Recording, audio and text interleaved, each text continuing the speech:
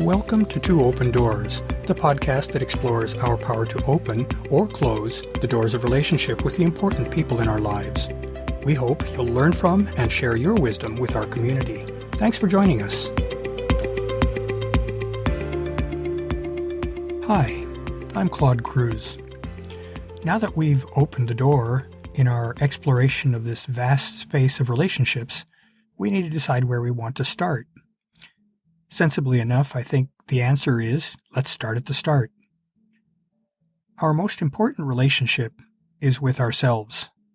Without self-knowledge, we're going to be like trying to nail gelatin to the wall. We'll be picking incompatible partners, pursuing things and people that don't make us happy, and we'll be unable to be truly present and genuine in our relationships with others. So, having a good relationship with oneself, having appropriate self-love, for example, and self-appreciation, knowing who we are and what we want for our own lives is the foundation for all other relationships. But what do we mean by self-knowledge?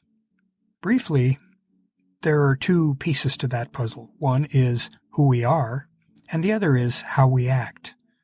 Let's peel the onion on these a little bit and dig in. So regarding who we are, we need to know what motivates us, the things that we really care about. We know that we all put our energy and focus on what we love and what we care about. That includes things that we like to do, for example, rock climbing or book clubs or gourmet cooking. It also includes things that we prefer. They can range from classical music or tennis or modern art or so many other things. And it also covers the many things that give us personal meaning. Things that range from, for example, wealth to service to others or spiritual practice.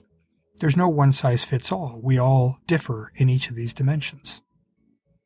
We know that we're able to force ourselves to do things we don't love.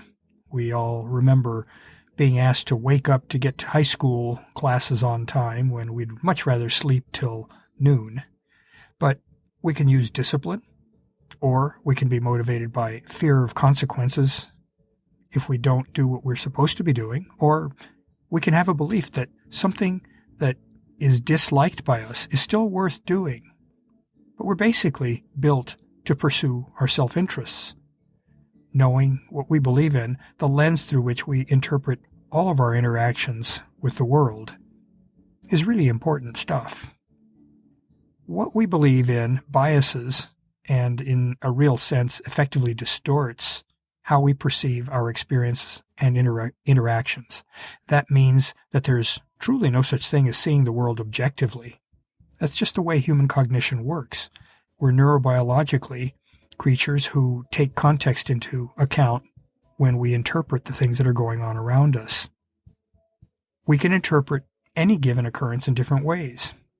You remember the old phrase about the glass being half full versus half empty. How we interpret something colors how we feel about it. There's this coupling between our interpretation and our perceptions and our emotions. Is something good or is it bad? One might trigger feelings of joy, while the other might cause feelings of dread. Perception matters because feelings matter. Since our belief strongly shapes our experiences, it's worth our really putting some thought into understanding those beliefs. If we have beliefs that no longer serve us, although perhaps at one time they did, or worse, perhaps beliefs that even hurt us, we can exercise our adult powers of choice to change those negative beliefs. We all absorb a deep layering of effectively programming that shapes our beliefs from the many interactions that we have with our parents, with others in power, people at schools, etc., and from our peers. And so it's good to take a look at what we've absorbed. Knowing how we truly feel about ourselves and how we see ourselves is also a big part of self-knowledge. We all know, I think, that it's really true that we can be our own worst enemies or friends. If we feel that we're bad or broken or helpless, we're most likely going to believe that we're defeated and we'll withdraw, and we'll feel shame. In contrast, if we feel that we're good or virtuous or talented, we're likely to feel powerful and worthy of love and admiration and really capable of many things. So we basically hold the power to empower ourselves or to disable ourselves. We can consciously change our self-perception, especially if we have help from those who care about us and who love us. That's really a worthwhile thing to engage in. So now let's think a little bit about how we act, the aspects of self-knowledge that really key into how we engage with the world and how we engage with the others around us. Knowing how we see and feel about others and about how we relate to the world is a big piece of self-knowledge. How we see others can affect how we feel about them. If we believe everybody is out to get us, we're always going to be defensive and closed off. We know how much energy it takes to keep ourselves in a defensive stance. That's not a very pleasant way to live. Fearing others can be especially damaging.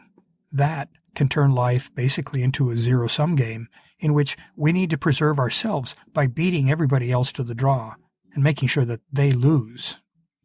And that, of course, makes everybody else our adversaries. Again, that's not a very pleasant way to live.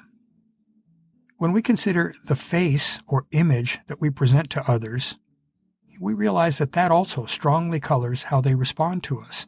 As such, it's really worth really thinking about how others perceive us and how we, in our interactions with them. So, just as our feelings and beliefs bias how we see others, so too others are affected by how we present ourselves. Being sour-faced and unfriendly will make us seem unapproachable. We'll have a hard time making connections. The converse is also true. If we're cheery and good-spirited and open to others, others will respond in kind and they will want to get into relationship with us. Just as we're able to shape our beliefs, so too we're able to become conscious of and decide how we want to present ourselves to the world. It's a worthwhile effort. Knowing how to behave toward others and toward the world, it's important to recognize that we have to be honest. We have to be honest first and foremost with ourselves, because it's often easier to fool ourselves than it is to fool others.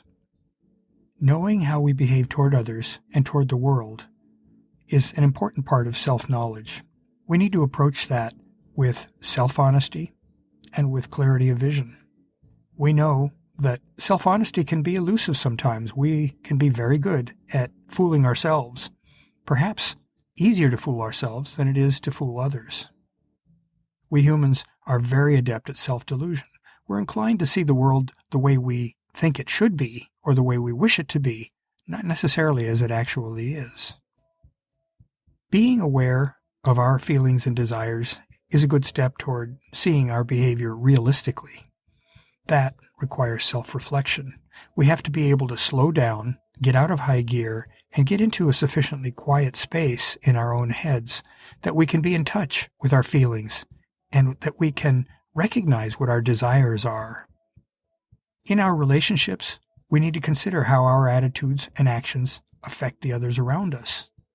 If we care about not having a negative impact on those that we care about, we're going to want to understand their goals and desires so that we don't unintentionally step on their toes in the course of pursuing our own interests. That is just broadening our awareness to encompass others around us that we care about. So, now that we have a little understanding of what constitutes self-knowledge, how do we gain that knowledge? Well, one low-lying fruit approach is to dedicate some time to thinking about ourselves, our desires, our goals, our likes and dislikes, our beliefs, and the feelings about those things. In order to do that, we need to get quiet. We need to get away from distractions. This whole process may be a bit uncomfortable for those of us who are perhaps less reflective and more action-oriented, but it's essential. We can't very well find and steer a sound course through life if we don't have a map and a compass. And the only way to get those is to slow down and get in touch with ourselves. Another way to really get some self-understanding is to, in a sense, triangulate with trusted others. That is, to use the process that surveyors use to get a fix on the location of an object from 3 different points. In this particular case, triangulate may involve any number of trusted others, but the idea is that we can utilize the perspectives of those that we know, who we trust, and who care about us to get their impressions and compare notes with versus our own perceptions. This is one way to maybe reduce the risk of self-misperception. We can ask our friends, because they're approachable to us, we can ask them how they see us. You can trust them to be straight with you, and if they're friends, they have your best interests in mind, and we all need mirrors, preferably flat rather than warped ones. Consider what your friends and acquaintances tell you, even though some of it may sting if it hits too close to the mark, or it may not match your own assessments. But don't assume that they're necessarily right and you're wrong, or the other way around. The important thing is to give their inputs the honest attention and consideration that it deserves. If you find that there are significant differing perceptions, that's good food for thought. In that case, you'll need to consider what of that is worth acting on and what specifically you want to do about it to close the gaps between the two. I would suggest that you focus on big differences and on high-impact ones. Forget the small stuff. There's a lot of that in life, but it ultimately doesn't matter. In some cases, the only thing that's needed is an increase in our awareness. If, for example, we are told by those who know us well that we inadvertently come across as aloof or cold, that's probably not something that we intend. In that case, just being aware of the potential for being perceived in that way might well be enough to make us open up and be warmer and more outreach to others that would reduce that risk of being misperceived.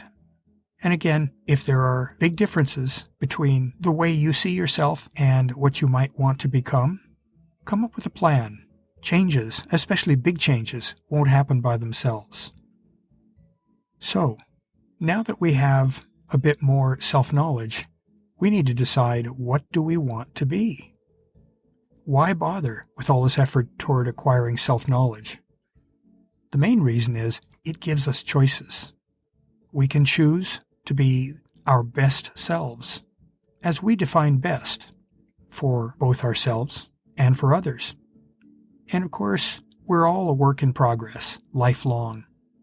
We're not destined to be something we don't want to be, and what we do want may change over time. That's okay. That's all part of our natural evolution. Becoming, or being, who we want to be should help us feel comfortable and satisfied with ourselves. And that ease with ourselves should be apparent to those that we interact with. Personal genuineness is about a lack of major conflict in ourselves. People seem to have a good, strong kind of a radar for detecting genuineness, and it puts them at ease and facilitates relationship connection when they feel that you're being genuine with them. And of course, the opposite is also true. If they perceive that you're not quite being square with them, they're likely to be guarded and closed up, and it will be difficult for them to really connect with you. It's hard to relax with and trust someone who we sense is conflicted. When someone seems at ease with who they are, it makes it easier for us to trust and open up to them. Self-knowledge doesn't require or imply our conformance with any specific ideal self. There is no such thing. All it means is that you're comfortable with who you truly are, and because through self-knowledge you've acquired an understanding of who you truly are, you can discern when you are in alignment with yourself, and that should make you at ease and comfortable. And that in turn will make it easier for you to relate with other people. Now, there's a huge variety in the type of people out in the world, obviously. Variety is a big motivator in the human quest for connection. We won't be equally attracted to everyone, and nor will others be necessarily attracted to us. Instead, like will seek out like. In fact, living in an echo chamber where everybody is alike is awfully uninteresting. and it can limit our potential for development. Differences are healthy, as long as they're accompanied by good, solid mutual respect. We need to be who we are, secure in the belief that there are those who will understand and value us, and who will seek out connection with us. So in future episodes of Two Open Doors, we're going to be exploring further how we can find and connect deeply with kindred spirits, those who are compatible and also self-aware. Stay tuned. Please join us again for our upcoming episodes of Two Open Doors. Thanks for listening.